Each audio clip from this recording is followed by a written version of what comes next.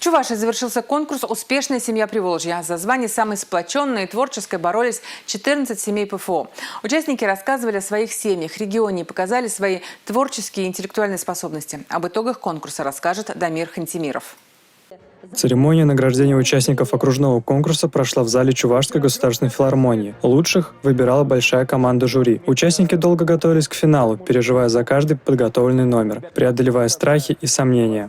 Вижу вот эту теплоту всех присутствующих здесь людей и понимаю, что это тепло не только нас греет, но еще дает нам вот этот свет, счастье и любовь, которая чувствуется в этом зале. В этом году первое место заняла семья из Ульяновской области. Сергей и Анастасия Алыховы воспитывают 5 детей. Они принимают активное участие в городских концертах, пишут стихи и песни, побеждают в конкурсах. Супруги развивают в детях музыкальные таланты. Нередко они становятся победителями различных конкурсов. Второго места удостоилась семья Гуниных из Нижегородской области. Мы семья из Нижнего Новгорода, нас в семье 7 человек.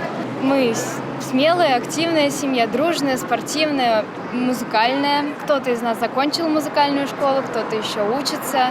Любим друг друга. Семья Подиаровых-Прокопьевых из Чувашии завоевала победу в номинации «Моя семья. Мое богатство». Каждая семья получила памятные призы и сертификаты, а победители – денежный приз. Дамир Хантимиров, Павел Редков, Юрий Марков, Николай Скворцов, Республика.